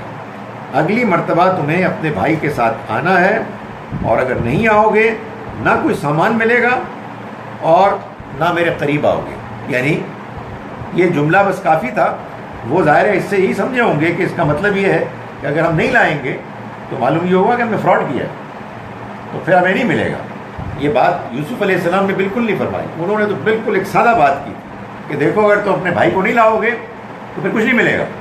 لیکن آبویسلی انہوں نے اپنے اینگل سے سوچا کہ یار یہ تو ہم نے اصل میں کلیم کیا تھا ان کی طرف سے, اور اگر ہم اس کلیم کے اگینسٹ اپنے بھائی کو پروڈیوس نہیں کریں گے تو یہ ثابت ہو جائے گا بھائی کوئی نہیں ہے, تو اس کے بعد کچھ بھی نہیں ملے گا, ہمارا فراڈ پکڑا جائے گا, یا ہمارا اس کو فراڈ گردانا جائے گا. قالوا سنراود عنہ اباہ, انہوں نے کہا کہ ہم ان کے والد سے کو راضی کرنے کی کوشش کریں گے. وَإِنَّ لَفَاعِلُونَ, یہ تو ہم ضرور کریں, یعنی we will give it our best try, ہم پوری کوشش کریں گے کہ والد صاحب ان کو ہمارے ساتھ کر دیں. یہ ہم آپ سے وعدہ کر کے جاتے ہیں. باقی آئندہ میں ان آیات کا ترجمہ ایک مرتبہ پھر کر رہا ہوں. ہم نے آج آیت نمبر 46 سے آج کا سبق شروع کیا. بسم اللہ الرحمن الرحیم. یوسف ایھا الصدیق, بادشاہ کا وہ ملازم کہ جو یوسف علیہ السلام کے ساتھ جیل میں رہا اور انہوں نے اس کو اس کے خواب کی تعبیر بتائی. جب بادشاہ نے اپنا خواب سنایا اور درباریوں میں سے کوئی بھی اس کی تعبیر نہ بتا سکا, تو اسی ملازم نے پھر یہ کہا کہ میں ایک ایسے بزرگ کو جانتا ہوں کہ جو آپ کے خواب کی تعبیر بتا سکتے ہیں, مجھے ان کے پاس جیل میں بھیج دیں. چنانچہ وہ جیل پہنچے تو انہوں نے کہا یوسف ایھا الصدیق, اے یوسف, اے سچے راست باز انسان, افتنا بسبع بقرات سمان, آپ بتائیے ہم کو ان 7 گایوں کے بارے میں کہ جو فرما ہیں, موٹی تازی ہیں, یا کلنا سبع عجاف, جن کو دبلی گائیں کھا رہی ہیں, وسبع سنبلات خضر, اور 7 بالیاں ہیں سرسبز, واخری یابسات, اور دوسری خشک ہیں. اور اس میں بھی امپلائڈ ہے کہ وہ خشک ان کو کھائی جا رہی ہیں. لعلی ارجع الی الناس, آپ بتائیے مجھ کو تاکہ میں جاؤں لوگوں کے پاس, لعلہم یعلمون, تاکہ وہ بھی جان لیں. قال تزرعون 7 سنین دابا, مجھے اجازت دیں تو میں یہ کہوں کہ بغیر کسی جھجک کے اس سوال کے جواب میں یوسف علیہ السلام نے کہا کہ تم کھیتی کرو گے 7 سال لگاتار, کھیتی کرو گے, فصل کاٹو گے. فما حصدتم, تو جو کچھ بھی تم کاٹو, فذروہ فی سنبلہ, تو تم اس کو ڈال دینا اس کی بالیوں میں, یعنی اس کو پریزرو کرنا. الا قلیلا مما تاکلون, سوائے اس تھوڑے سے غلے کے کہ جس کو تم کھاؤ گے. ثم یاتی من بعد ذلک 7 شداد, پھر آئیں گے اس کے بعد 7 مشکل سال, 7 سخت سال. یاکلن ما قدمتم لہن الا قلیلا مما تحسنون, وہ کھا جائیں گے جو کچھ تم نے آگے رکھا ہوگا ان کے لیے, یعنی ان سالوں کے لیے, سوائے وہ تھوڑا سا غلہ کہ جو تم محفوظ کر لو گے. ثم یاتی من بعد ذلک, پھر آئے گا اس کے بعد عامن, ایک ایسا سال, فیہ یغاث الناس, جس میں لوگوں کی دعائیں سنی جائیں گی, فریاد رسی ہوگی. وفیہ یعصرون, اور جس میں وہ انگور نچوڑیں گے. وقال الملک ائتونی بہ, ظاہر ہے کہ اس شخص نے, اس ملازم نے جا کے بادشاہ کے دربار میں یہ تعبیر بیان کی, تو اس نے کہا, بادشاہ نے کہا لاؤ ان کو میرے پاس. فلما جاء الرسول, پھر جب آئے ان کے پاس, یوسف علیہ السلام کے پاس, بادشاہ کے کارندے, بادشاہ کے قاصد. قال ارجع الی ربک, تو یوسف علیہ السلام نے فرمایا لوٹ جاؤ اپنے بادشاہ کی طرف. فاسألہ, پھر اس سے پوچھو, ما بال النسوۃ اللاتی قطعن ایدیہن, کیا معاملہ ہوا ان خواتین کا جنہوں نے اپنے ہاتھوں کو کاٹ دیا تھا. ان ربی بکیدہن علیم, میرا پروردگار ان کے فریب سے خوب واقف ہے. قال ما خطبکن اذ راوتن یوسف، بادشاہ نے ان خواتین کو بلایا اور پوچھا کہ کیا ہوا تمہارا معاملہ جب تم نے یوسف کو برائی کی طرف مائل کیا اپنی جانب، عن نفسہ، قلنا حاشا للہ، انہوں نے کہا کہ حاشا للہ ما علمنا علیہ من سوء، ہم نے ان میں کوئی برائی نہیں دیکھی۔ قالت امرأۃ العزیز، کہا عزیز کی بیوی نے، الآن حس الحق، اب حق واضح ہو گیا، سچائی کھل گئی، انا راودتہ عن نفسی، میں نے پھسلایا اس کو اپنی جانب، وَإِنَّهُ لَمِنَ الصَّادِقِينَ، اور اس میں کوئی شک نہیں کہ وہ سچے ہیں۔ ذَلِكَ لِيَعْلَمَ أَنِّي لَمْ أَخُنْهُ بِالْغَيْبِ، یوسف علیہ السلام نے فرمایا یہ اس لیے میں نے کیا سب کچھ تاکہ وہ جان لے کہ میں نے خیانت نہیں کی اس کے معاملے میں اس کی پیٹھ کے پیچھے، وَأَنَّ اللَّهَ لَا يَهْدِي كَيْدَ الْخَائِنِينَ، اور یہ بات بھی لوگ جان لیں کہ اللہ خیانت کرنے والوں کے فریب کو کبھی کامیاب نہیں کرتا۔ وَمَا أُبَرِّئُ نَفْسِي، اور میں اپنے نفس سے برات نہیں کر رہا، إِنَّ النَّفْسَ لَأَمَّارَةٌ بِالسُّوءِ، نفس تو برائی کی طرف مائل کرتا ہی ہے، إِلَّا مَا رَحِمَ رَبِّي، سوائے اس کے کہ جب میرا رب چاہے، جب میرا رب چاہے تب ایسا نہیں ہوگا۔ ان ربی غفور الرحیم، یقیناً میرا رب مغفرت کرنے والا، رحم کرنے والا۔ وقال الملک ائتونی بہ، اور کہا بادشاہ نے کہ لے آؤ اس کو میرے پاس، استخلصہ لنفسی، میں اس کو اپنے لیے خاص رکھوں گا۔ فلما کلمہ، پھر جب اس نے ان سے بات کی، قال انک الیوم لدینا مکین امین، تو اس نے کہا، ظاہر ہے کہ بہت امپریس ہوا، اور اس نے کہا کہ آپ ہمارے ہاں اقتدار والے ہیں اور امین ہیں، آپ پر اعتماد کیا جائے گا۔ قال اجعلنی علی خزائن الارض، یوسف علیہ السلام نے فرمایا کہ تم حوالے کر دو میرے زمین کے خزانوں کو، انی حفیظ علیم، میں حفاظت کرنے والا ہوں، جاننے والا ہوں۔ وَكَذَلِكَ مَكَّنَّا لِيُوسُفَ فِي الْأَرْضِ، اور اس طرح سے ہم نے یوسف کے لیے ملک کے اقتدار کو حوالے کر دیا، ملک کا اقتدار ان کو دے دیا۔ يَتَبَوَّأُ مِنْهَا حَيْثُ يَشَاءُ، وہ اس میں جہاں چاہیں اپنے لیے جگہ بنا لیں۔ نُصِيبُ بِرَحْمَتِنَا مَن نَشَاءُ، ہم اپنی رحمت سے مہربانی کرتے ہیں، نوازتے ہیں جن کو ہم چاہتے ہیں۔ وَلَا نُضِيعُ أَجْرَ الْمُحْسِنِينَ، اور ہم بہترین رویہ اختیار کرنے والوں کے اجر کو ضائع نہیں کرتے۔ وَلَا أَجْرُ الْآخِرَةِ، اور آخرت کا اجر خَيْرٌ لِلَّذِينَ آمَنُوا، وہ تو بہترین ہے ان لوگوں کے لیے کہ جو ایمان لائے، وَكَانُوا يَتَّقُونَ، اور جو ڈرتے رہے۔ اس کے بعد 7 سال گزر گئے، اور 7 سالوں کے بعد جیسا کہ خواب سے معلوم ہوتا تھا، 7 مشکل سال شروع ہو گئے، جس میں ارد گرد کے لوگ بھی غلہ مانگنے کے لیے آ گئے۔ وجاء اخوۃ یوسف، اس کے بعد یوسف کے بھائی بھی آئے۔ فدخلوا علیہ، پھر وہ ان کے ہاں حاضر ہوئے۔ فعرفہم، تو انہوں نے یعنی یوسف نے ان کو پہچان لیا۔ وہم لہ منکرون، لیکن وہ ان کو نہیں پہچان سکے۔ ولما جہزہم بجہازہم، جب انہوں نے ان کا سامان تیار کرایا، قال ائتونی بأخ لکم، تو فرمایا کہ دیکھو آئندہ تم اپنے بھائی کو بھی میرے پاس لانا، من ابیکم، جو تمہارے والد میں سے، یعنی اپنے سوتیلے بھائی کو۔ الا ترون انی اوفی الکیل، کیا تم نہیں دیکھتے ہو کہ میں غلہ پورا کرتا ہوں، وانا خیر المنزلین، اور میں بہترین مہمان نوازی کرنے والا ہوں۔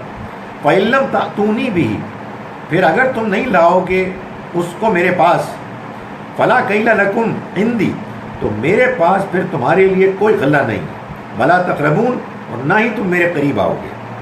قالوا، انہوں نے کہا، سنراود عنہ اباہ، ہم ان کے والد سے کو راضی کریں گے اس کے بارے میں، وإنا لفاعلون، اور یہ ہم کر کے رہیں گے۔ اقول قولی ھذا واستغفر اللہ۔ کمزور چھوڑنے کا جو ایک تعبیر اس میں دی ہے، جی، یہ فراوانی یا کوئی شراب وغیرہ؟ ایک تو شراب ہی تھی اصل میں، بات یہ ہے کہ فراوانی، لیکن معلوم یہ ہوتا ہے کہ یہ وہ فراوانی تھی کہ جس فراوانی میں وہ یہ حرکتیں کرتے تھے. یہ پہلے خواب میں بھی آیا ہوا تھا، یعنی بادشاہ کے بارے میں معلوم ہوتا ہے کہ وہ یہ جو کارندہ تھا یہ ان کو شراب پلاتا تھا، اور انہوں نے یہ بھی بتایا کہ اس خواب کے وہ جو انہوں نے جس کی تعبیر بتائی تھی قید خانے میں کہ تم اس کو پھر شراب پلاؤ گے. تو ظاہر ہے کہ شراب ایک ناجائز چیز ہے، لیکن اگر سٹوری میں کوئی شرابی آ رہا ہے یا شراب پینے والے آ رہے ہیں تو اس کو ایسے ہی نریٹ کیا جا رہا ہے کہ وہ یہ حرکتیں کیا کرتے.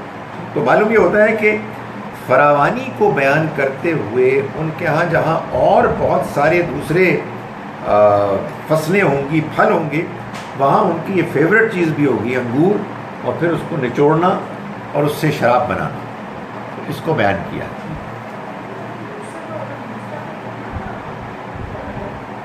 جی حضرت یوسف علیہ السلام کے بعد حضرت موسیٰ کا گیپ سر دست میرے ذہن میں کوئی 1000 سال ہے، یعنی کوئی اتنا گیپ.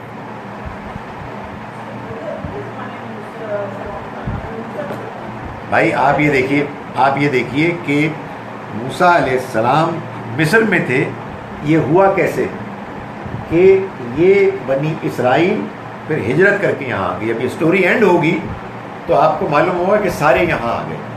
تو وہ کنعان سے یہاں آئے، اور یہاں آ کے پھر سینکڑوں سال بلکہ ہزاروں سال رہے. پھر اس کے بعد وہ ہوا بلکہ 1000 سال رہے. We human beings are very weak and make mistakes all the time.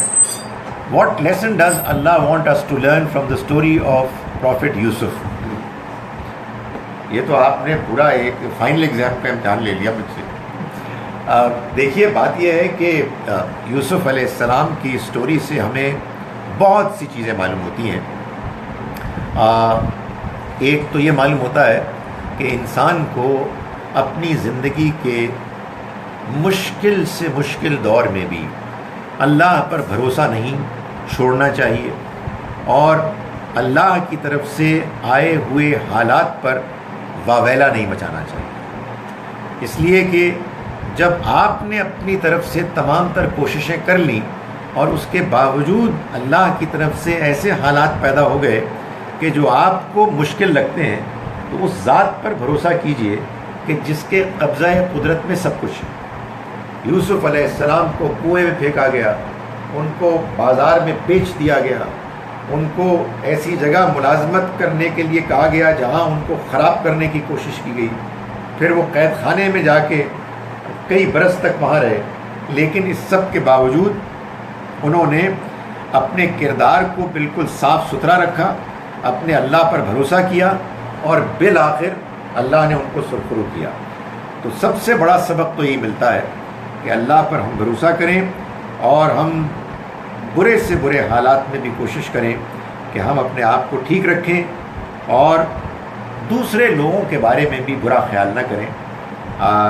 عاجزی انکساری اختیار کرتے رہیں، اور یہ جان لیں کہ اس دنیا کو اللہ چلا رہا ہے. اس دنیا کا بنانے والا بھی اور اس دنیا کا چلانے والا بھی اللہ ہی ہے.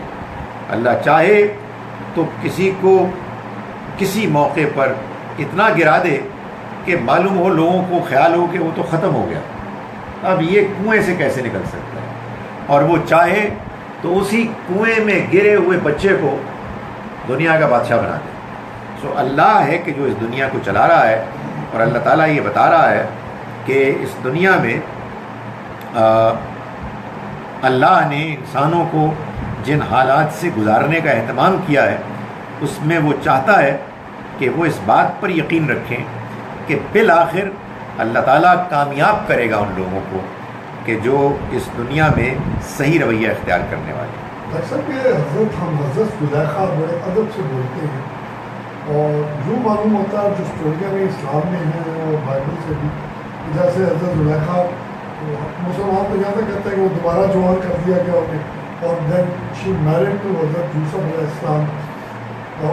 That's why we call it حضرت زلیخا. اسی طریقے سے بعد میں وہ جیسے دوسرے میں اس کی کیا دیکھیں جی، تو کہیں ذکر نہیں ہے کہ he married to the same woman. میں نے آج ہی ایک کلپ بھیجی ہے جس میں میں نے گزارش کی ہے کہ جو قرآن مجید میں بات بیان ہوئی ہے وہی اصل بات ہے. نہ اپنی طرف سے آپ کچھ ایڈ کریں گے، نہ اپنی طرف سے اس میں سے کچھ نکالیں گے. قرآن مجید نے اس قسم کی کوئی بات نہیں کی ہے. قرآن مجید نے یوسف علیہ السلام کے مصر میں اقتدار تک پہنچنے کا ذکر کیا ہے، لیکن اس طرح کا کوئی تذکرہ اس میں موجود نہیں ہے. ظاہر ہے کہ اگر کوئی بات ہوتی، اس کی کوئی سگنیفیکنس ہوتی تو اللہ تعالیٰ بیان فرماتے. یہ قرآن کے ایک دوسرے مقام سے معلوم ہوتا ہے، سورہ کہف سے، کہ اللہ تعالیٰ یہ بتاتے ہیں کہ اللہ دنیا میں بعض واقعات کرتے ہیں. مثال کے طور پر اصحاب کہف ہیں نوجوان، جن کو کہ اللہ نے ایک خاص مصلحت کے تحت غار میں ایک طویل عرصے تک سونے کا تجربہ کرایا، پھر وہ جاگے اور پھر وہ ختم ہو گئے. مقصد یہ تھا کہ لوگوں کو اس بات کا احساس ہو کہ جیسے اللہ نے اپنے ان چند بندوں کو صدیوں سلا دیا تاکہ وہ دوسروں کے شر سے محفوظ رہیں اور پھر ان کو اٹھایا، ایسے ہی ہم سب لوگ مرنے کے بعد دوبارہ اٹھیں گے. لیکن انسانوں کی بدنصیبی کہ وہ بجائے اس کے کہ یہ سبق حاصل کرتے، وہ اس چکر میں پڑ گئے کہ ان کے وہ 3 تھے اور کتا چوتھا تھا، یا 4 تھے اور کتا 5واں تھا، اور وہ اس چکر میں پڑ گئے کہ وہ 307 سال رہے یا کتنے سال رہے. تو اللہ تعالیٰ یہاں بھی یہ بتانا چاہتا ہے کہ دیکھو اس کہانی میں جو سبق ہیں ان کو سمجھو. تو انہوں نے جو مجھ سے پوچھا، ایک اور سبق میں آپ کو بتانا چاہتا ہوں جو اس میں بیان ہوا ہے، وہ یہ ہے کہ یوسف علیہ السلام نے اپنے کردار کو مضبوط مان کر یہ نہیں کہا کہ وہ خواتین جو مرضی کریں، میں تو اپنے آپ کو برائی سے روک لوں گا، بلکہ انہوں نے یہ کہا، دعا کی اللہ سے کہ اے میرے رب، میرے لیے قید زیادہ پسندیدہ ہے بنسبت اس برائی کے کہ جس کی طرف وہ مجھ کو دھکیلنے کی کوشش کر رہی ہیں، اور اگر تو نے مجھے محفوظ نہ کیا تو میں ان کی طرف مائل ہو جاؤں اور میں جاہلوں میں سے ہو جاؤں. تو یہ سبق ہمیں لینا چاہیے. ہمارے ہاں میں گزارش کروں، آپ نے موقع دے دیا تو میں تقریر کر رہا ہوں، جس کو کہتے ہیں نا، آپ جب کسی بیٹسمین کو فل ٹاس دیں گے تو کوئی نہ کوئی اسٹروک تو کھیلے گا، کہ ہم کسی کو مردوں میں سے بھی اور خواتین میں سے بھی دقیانوسی نہیں بنانا چاہتے.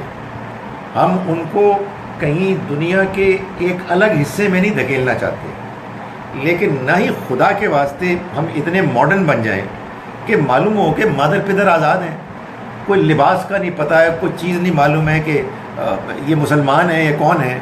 یعنی ہمیں اللہ کی بتائی ہوئی حدود، شرافت کی حدود، لباس میں جو ایک ڈیسنسی، ایک پردہ ایک ہونا چاہیے، اللہ کی طرف سے بیان کیا گیا، اس کا خیال رکھنا چاہیے. ہم بڑے کمزور لوگ ہیں، ہمارے اندر طرح طرح کی کمزوریاں ہیں کہ جو ہم کو برائی کی طرف مائل کرتی ہیں. نہ ہم کو وہ ایکسٹریم ہونی چاہیے کہ جس میں معلوم ہو کہ آپ دنیا سے کٹ کر ایک اور دنیا بنا رہے ہیں، اور نہ ہی انسان کو اتنا زیادہ آزاد ہو جانا چاہیے کہ میں اب یہ دیکھتا ہوں، میں ابھی پچھلے دنوں بات کر رہا تھا، یار یہ ہمارے جو ٹیلی ویژن میں اشتہار ہیں، اب دیکھیں کتنے گر گئے. آپ لوگوں کو شاید اس کا ہوش نہیں ہے، آپ لوگ اپنے گھروں میں رہتے ہیں، آپ ذرا یونیورسٹیز میں جا کے دیکھیں، یعنی اس کا ڈائریکٹ امپیکٹ ہو رہا ہے. یعنی آپ کسی آج کی یونیورسٹی میں چلے جائیں جہاں لڑکے اور لڑکیاں پڑھ رہے ہیں، وہاں آپ وہ منظر دیکھیں گے کہ جن مناظر کو آپ برداشت نہیں کر سکتے، اور وہ اسی جو ہے نا، یہ جو بے حسی ہے ہمارے ہاں، اور ایک خاص رویہ ہے کہ نہیں ہم شریف لوگ ہیں، کوئی برائی نہیں ہوتی. سو ایک سبق یہ بھی ہے کہ ہم کو جو احتیاط اللہ نے بتائی ہے اس احتیاط کو ملحوظ رکھیں گے تو اللہ تعالیٰ ہم کو پھر بڑی برائیوں سے بچائے گا. اسپیشلی یہ جو ہماری لیڈیز انڈین سانگز اور پاکستانی سانگز لکھتی ہیں، اور اسپیشلی کہتے ہیں اس سے ہمیں تو نہیں، بچے تو نہیں ہیں، حالانکہ بہت اس سے بھی اثر تو ہوتا ہے کیونکہ اس کے اندر دیکھیں جی، بالکل ایک حد تجاوز کر جاتے ہیں. خواتین سے بات کرتے ہوئے مجھے تو اس لیے ڈر لگتا ہے کہ میں خاتون نہیں ہوں، تو میں تو ان کو یہ بتا سکتا ہوں جی کہ ہم مرد تو بڑے کمزور ہوتے ہیں. آپ لوگ اگر مضبوط ہوتی بھی ہیں کہ سڑا ہی کچھ خیال رکھو، اپنے آپ کو آپ اس حد میں رکھیں، اس لیے کہ اللہ میاں نے جو کچھ بتا دیا ہے وہ کافی ہے. اور آپ یوسف علیہ السلام والے واقعے سے کون سا واقعہ اور زیادہ نمایاں ہو سکتا ہے اس بات کو واضح کرنے کے لیے کہ انسان کمزور ہے. احسن القصص ہے، انسان کمزور ہے. اس کو اگر آپ نے اس چکر میں ڈالا، میں دیکھتا ہوں کہ ہاتھ مارنا اور ہاتھ ملانا اور گلے لگانا یہ معلوم ہوتا ہے کہ نارم بن گیا ہے. What is this naan sense یار، مطلب کدھر دنیا جا رہی ہے؟ اس کے بعد خاتمہ ہو جائے گا، آپ کو دائیں بائیں خبریں ملیں گی. جی پنکھے بند ہوں گے تو آواز آئے گی یا چیخیں گی تو آواز آئے گی؟ جی جی جی دیکھیں جی، معلوم تو یہ ہوتا ہے کہ اللہ تعالیٰ نے کوئی ہمیں تفصیل نہیں بتائی، لیکن اس میں کوئی شک نہیں ہے کہ it was not 1-2 years, hundreds of years تھے. یعنی اتنا زیادہ عرصہ تھا کہ جب وہ اٹھے تو کرنسی بدل چکی تھی. بلکہ معلوم یہ ہوتا ہے کہ وہ پکڑے اس طرح سے گئے کہ وہ سکہ لے کے گئے، تو وہاں جا کے جب دکان پہ گئے کہ یار اے ذرا 1.5 کلو گوشت دینا، انہوں نے کہا یہ کون سا سکہ لے کے آئے ہو؟ تو معلوم ہوا کہ اچھا یہ تو سکہ اس زمانے کا تھا کہ جس زمانے میں کچھ نوجوان غائب ہو گئے تھے، تو اس سے انہوں نے بھانپ لیا. تو یہ ہے. آپ نے کیا فرمایا دوسری بات؟ اس معاشرے میں یہ بات چل رہی ہوگی.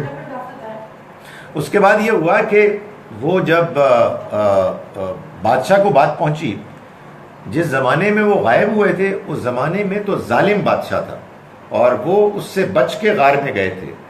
اللہ تعالیٰ نے جیسے یہ دیکھے نا، یہاں کایا پلٹی ہے، وہاں بھی کایا پلٹ گئی تھی، اور ایک نیک بادشاہ آ گیا تھا جو اگین ان کا فین تھا، اور اس نے کہا کہ اچھا یہ وہ ہیں.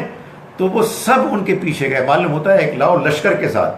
جب وہاں پہنچے تو ان دا مین وائل وہ فوت ہو چکے تھے. یعنی اللہ تعالیٰ نے ان کو دنیا سے اٹھا لیا، اور یہ بتانا مقصود تھا کہ دیکھو ہم نے تمہیں یہ نشانی دکھائی، اور پھر وہ آپس میں جھگڑنے لگے کہ ہم یہاں عمارت بنائیں یا ہم کوئی عبادت گاہ بنائیں وغیرہ وغیرہ. کتوں میں بحث شروع ہو گئی. جی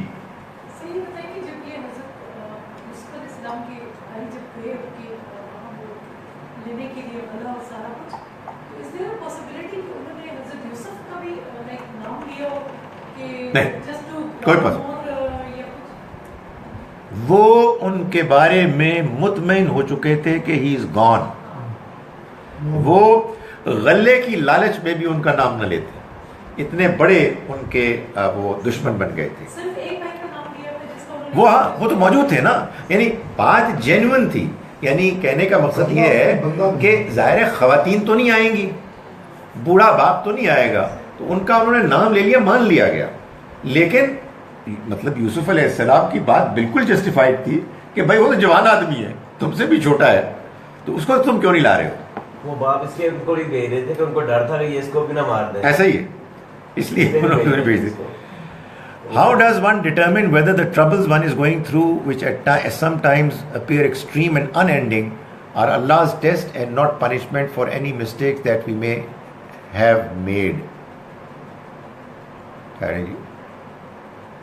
See more. Even if not deliberate. دیکھیں جی، for one thing اس سے کوئی فرق ہی نہیں پڑتا.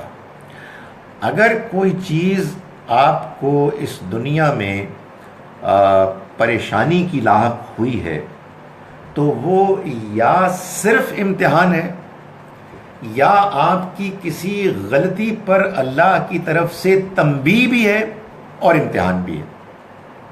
دنیا میں پنشمنٹ نہیں ہوتی، پنشمنٹ تو آخرت میں ہوگی. یا پنشمنٹ دنیا میں ہوتی ہے ان کو کہ جو چوری کرتے ہوئے زنا کرتے ہوئے پکڑے جاتے ہیں اور ان کو سزا ملتی ہے، یا اللہ کے رسولوں کے آ جانے کے بعد ان کی قوموں کو سزا ملتی ہے.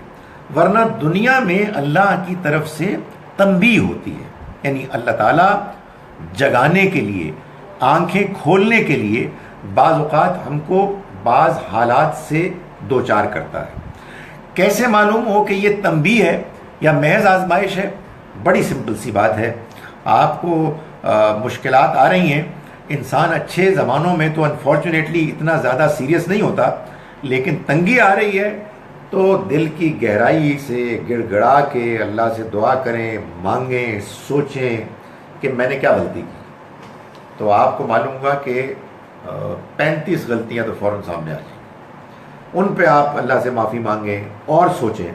تو اس میں کوئی حرج نہیں ہے، چاہے آپ کی کسی غلطی کے براہ راست یا بالواسطہ نتیجے میں یہ ہوا ہے، چاہے محض ایک آزمائش کے لیے ہوا ہے. یہ بڑا اچھا موقع ہوتا ہے کہ انسان اپنی غلطی کو جاننے کی کوشش کرے اور اپنے آپ کو اپنی سول سرچنگ کرے، اپنے ماضی کو کریدے اور اپنے آپ سے پوچھے کہ کہیں یہ غلطی تو نہیں ہو گئی، کہیں یہ غلطی تو نہیں ہو گئی. اس معاملے میں وہ لوگ بہت اچھے اور کامیاب ہیں کہ جو غلطی اگر انہوں نے نہیں بھی کی تو وہ کوئی غلطی تلاش کر لیتے ہیں، اور وہ لوگ بڑے بد نصیب ہیں کہ جو غلطی کرنے کے باوجود کہتے ہیں ہماری کوئی غلطی نہیں، ہم مطمئن ہیں، ہمارے ساتھ جو ہو رہا ہے ہمیں سمجھ میں ہی نہیں آ رہا. تو میرا یہ خیال ہے کہ اس میں زیادہ پریشان ہونے کی بات نہیں ہے. سیدھا سیدھا کوشش کریں اور جاننے کی کوشش کریں کہ کوئی غلطیاں ہوئی ہیں، ان پر اللہ سے معافی مانگیں.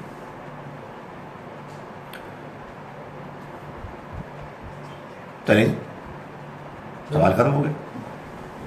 اقول قولی ھذا واستغفر اللہ لی ولکم.